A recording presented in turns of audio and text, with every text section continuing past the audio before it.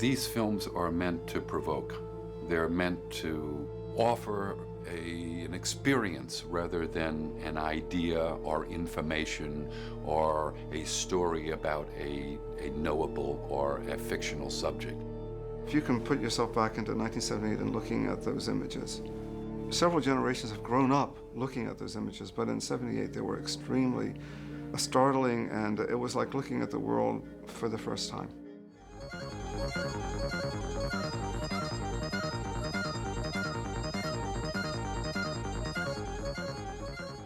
They're meant fundamentally to stir up enough to actually to create an experience of the subject. It is up for the viewer to take for herself what it is that means. So for some people it's environmental film, for some people it's an ode to technology, for some people it's a piece of shit, for other people it moves them deeply. It depends on who you ask. If someone's trying to figure out why they're watching the film, they're probably not going to get into it. It's more like taking a journey. It is the journey that is the objective, not the end place where we are going. Earth, air, fire, and water. Those are the four elements. In the alchemical system, those become the basis of all matter. And we can say that the text, image, music are the basis of any kind of interdisciplinary art form, whether it's opera or film or dance. I think there's a thread in everyone's life. In my life, I entered a religious community of men at the age of 14, stayed till the age of 28, grew up, in effect, in the Middle Ages, which was remarkably insane and beautiful all at the same time. In other words, it wasn't bad or good, it was bad and good at the same time, this and that. And I felt it gave me a very special preparation for life. The order that I was in prepared me to live a life of humility and service and prayer. And that certainly goes against the grain of, say, 1950s New Orleans culture, which is, let's say, like la dolce vita. So at the tender age of 13, I felt like I had explored that enough, and I was ready to move on through idealism. Like any adolescent, I was inspired by the life of other people whose lives moved me. These were religious men that taught me, so I joined their order. How it influenced my films, I can't say in a specific way, other than I've always been, I guess, interested or motivated in what stands behind the surface of things. And when you're religious and doing meditation and mental prayer and trying to go beyond words into some deep feeling with something that's willful, then it helps you prepare. I guess I had a great preparation for discipline and focus in that mad time. I had come in touch with this extraordinary film by Luis Buñuel called Los Olvidados. And that film moved me, gave me the equivalent of a spiritual experience. That film moving me so much, I felt that I would take that concern into a more plastic form of mass culture through film and through the vehicle of the IRE. The IRE is a term chosen by the members. It means the Institute for Regional Education. We started out to do a mass media campaign on the use of technology and surveillance to control behavior. It was sponsored by the American Civil Liberties Union. And the project worked beautifully in a non-narrative form of visualization being presented on television at prime time, billboards at high traffic density areas, radio at drive time with jingles, and all of which was to gather the attention of the public, which was in an omnipresent gaze in the medium. So if we wanted to get something happening, we would try to put something in that medium, say like a bank or a liquor company or cigarette companies. Few, if any, of us can understand. Extensive information gathering on every American, human experiments with drugs and psychosurgery, electronic surveillance, the era of the computer, invasion of privacy, growing government and corporate power over our lives, a people plagued by dehumanization, loneliness, and violence. Dramatic? Perhaps. but we are losing control of our technology and our lives. And that led to the formation and development of the IRE, out of which came our second project, KOYAANISQATSI.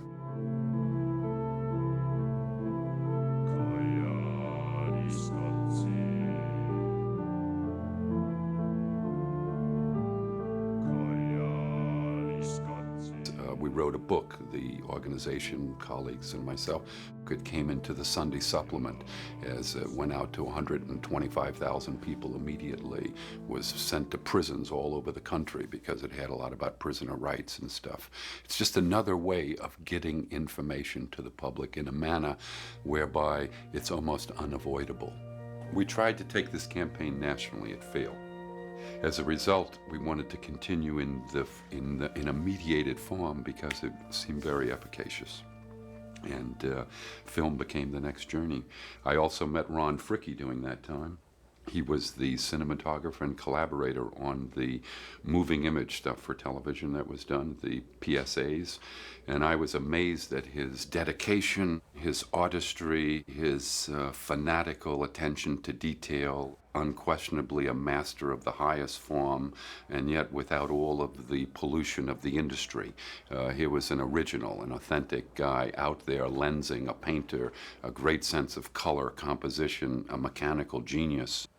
But add to that the brilliance of an eye that's artistic and the sensibility of a very compassionate person who's super disciplined, and you have this monster cinematographer, director. He's also a director now. So he was an absolute godsend for this project.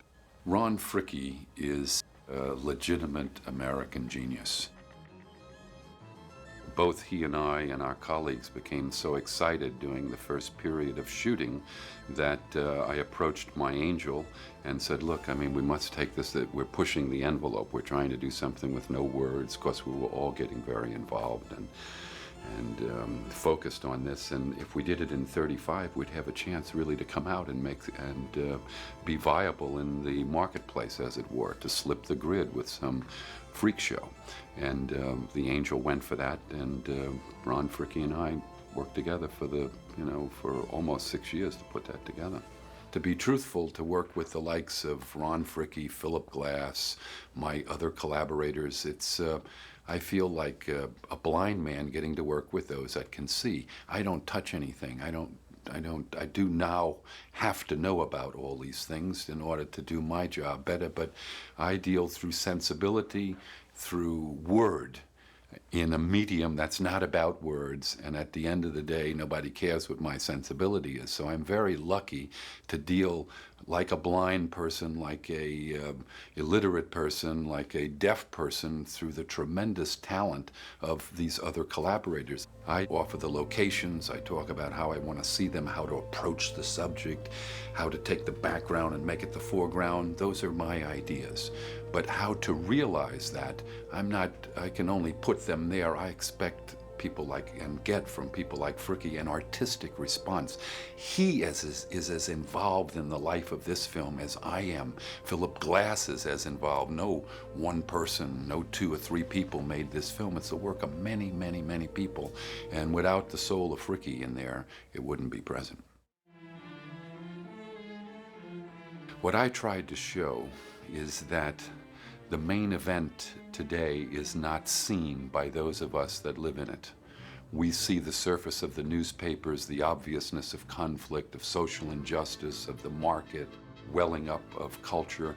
But to me, the greatest event, or the most important event of perhaps our entire history, nothing comparable in the past to this event is fundamentally gone unnoticed. And the event is the following: the transiting from old nature, or the natural environment as our host of life for human habitation, into a technological milieu, into mass technology as the environment of life. So these films have never been about the effect of technology, of industry on people. It's been that everyone, politics, education, the financial structure, the nation-state structure, language, the culture, religion, all of that exist within the host of technology. So it's not the effect of, it's that everything exists within.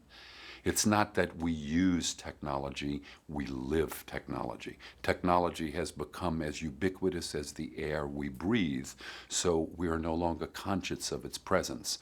So what I decided to do in making this film is to rip out all the foreground of a traditional film, the foreground being the actors, the characterization, the plot, the story. I tried to take the background, all of that just supported like wallpaper, move that up into the foreground, make that the subject, ennoble it with the virtues of portraiture, and make that the present. So we looked at traffic as the event.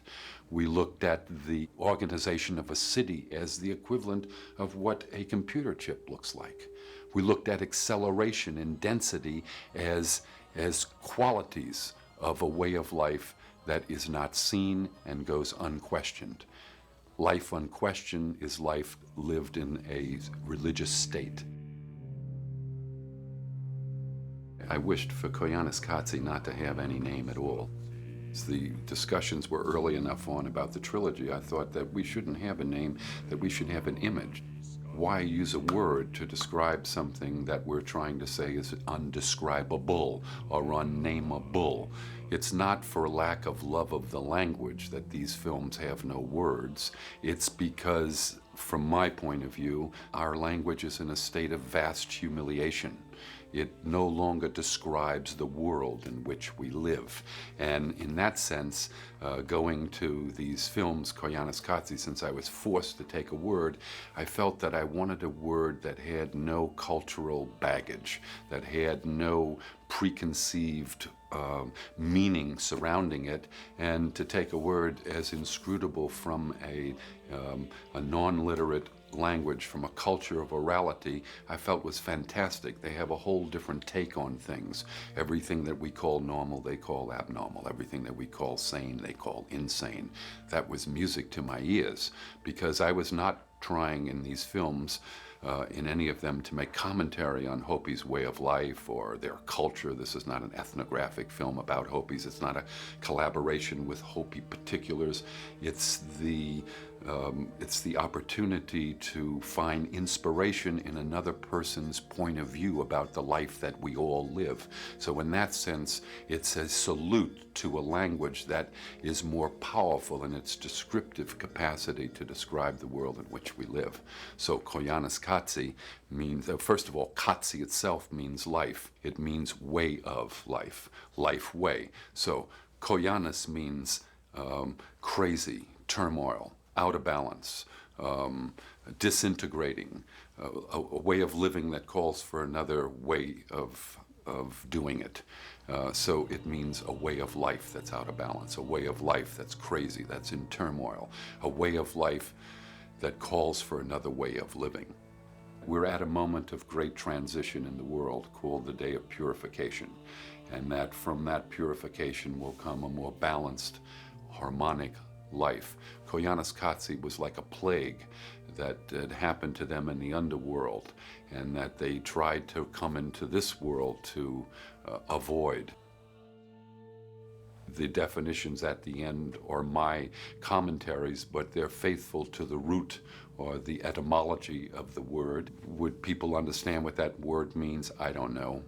Is it important that they take my understanding, trying to be true to the etymology of the word? That's not important either.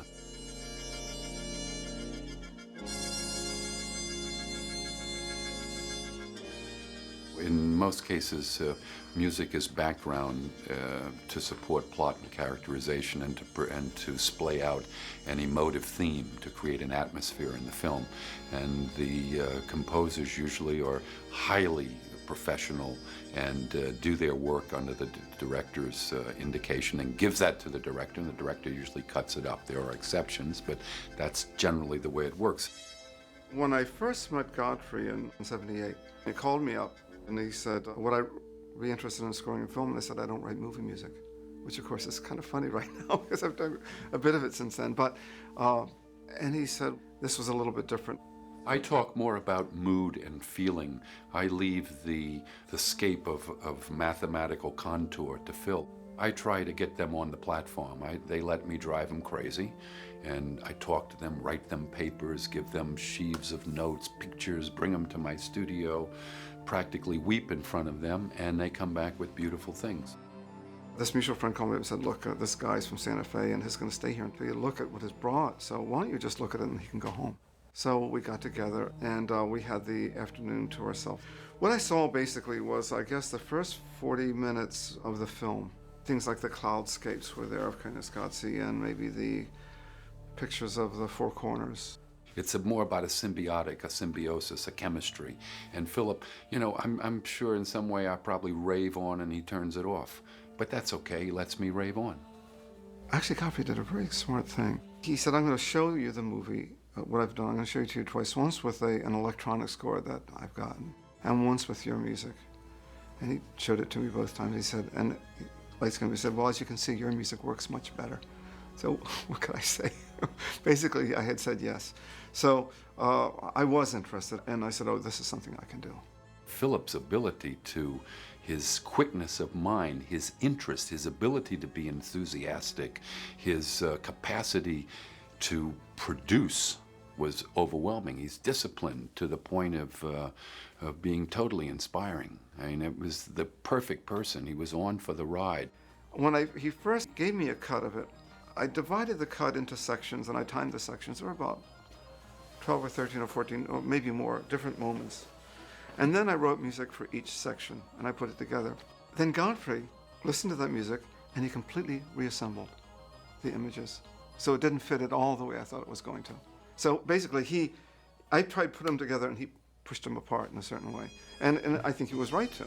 What he did, in effect, was he took the ambience of the music instead of the structure of the music. And he cut to the ambience and not to the structure. So he cut to the feeling of the music and not the way the music was built, which turned out to be the right way to do it. What I find in Philip is an enormous, extraordinary sensitivity. When I say Fricky's a genius, certainly Mr. Glass is a perceptual musical genius.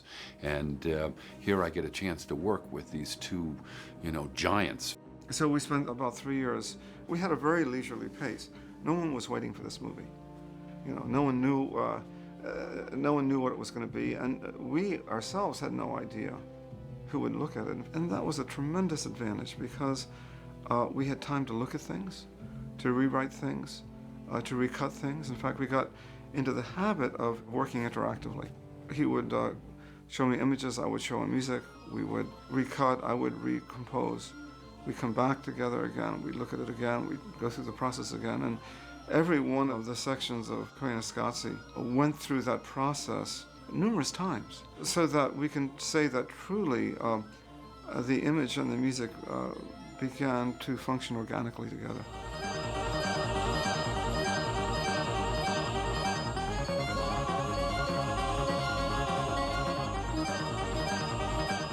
The power of these pieces is that you can induce the meaning out of it that it stimulates in yourself. It's like a trialectic relation between the music, the image, and the viewer. The viewer is active participant. And it's about going over the head of the viewer. We're trying to go right into the solar plexus, right into something that is more akin to direct communion rather than going through the metaphor of language. So what better narration to have than that which can go directly into the sensibility and hence the soul of the viewer. I came away from that experience very much prejudiced to thinking that was the best way for image and music to work together, and I still think it's true. The idea is to take these two mediums and create a fusion, not to make commentary, not to use it as a club to make a point, but to have it operate. They operate on their own tracks, but they find a level, if it's efficacious, where there's a fusion that takes place between those mediums. It's about observing accurately the distance between the image and the music. And this is a very different way of looking at it. For example, if you see a commercial, like a soft drink commercial or a beer commercial, what's happening, the pop of the can or the sound of the music, they're happening right on top of each other. There's no space in between them, and there's not supposed to be a space because by doing it that way, that's the propaganda aspect of it. There's no room for you as a spectator to get in the middle. And the reason we don't like commercials, though we give prizes for them and people make a living at it, and so do I. I mean, my music is used in commercials too. The reason we don't like them is because there's no place for us in it, you know. So starting from that extreme example, which is an everyday occurrence if you just turn on your TV. And the question is, what happens when they're in that space? Let's say there's a distance between the image and the music. And when the spectator crosses that line, that's when they personalize the event. That's when it becomes theirs. The transaction between the music and the image happens during the time that the listener is traversing the space between the music and the image. You want to know all my secrets, don't you? I work so hard, and I'm going to give them away on this video. Are you kidding? Well, I'll tell you something. As a practical matter, let's take a part of a film like Vessels. Remember, that's we call it Vessels because that was KOYAANISQATSI. It's where you see all the airplanes. And first I looked at the image of the airplanes and said, well, what is the right music for this? And I looked at the planes, and what struck me as I looked at it, that the planes are these enormous, huge things. And yet, when you see them in the air, they seem so light and airy. And what I wanted to do was find a music that said that. That's what I was trying to say. And so I chose voices. I took voices, which is nothing is lighter and airier than voices, and I put the voices against the image of the planes, and boom, you had it. And then I began writing music for voices. I wrote a vocal composition to be listened to while we looked at the planes, and then it made us look at the planes in a different way. So in other words, the music has a powerful ability to tell us what we're seeing. The interesting thing about the grid is that the world doesn't really look like that, and yet it does. The world doesn't really go along at, how many times faster than real life are those images moving? I mean, I can't even, 100 times, 200 times, 300 times. The cars become lights that are moving. And you say, well, this isn't real. And yet, of course, from some perspective, it is real. And it's certainly real from the perspective that we have when we're looking at it. In other words, we start to, what Godfrey is showing you in that image, and this is what I got out of it, was that the world has a lot of ways of appearing to us. The way we see it is a cultural thing, it's a conditioned thing. In the image that the people were seen taking the wieners out of the, whatever that big squirting machine is where they come out, the same stuff that makes bologna fundamentally makes hot dogs. They changed the formula a bit. And the same thing with the ladies with the Twinkies. I mean, hot dogs and Twinkies are Americana. And so I felt that they would certainly fit in there.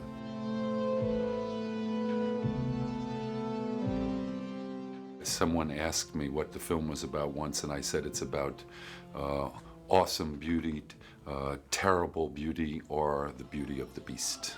Some people say, well, this film's so celebratory of technology.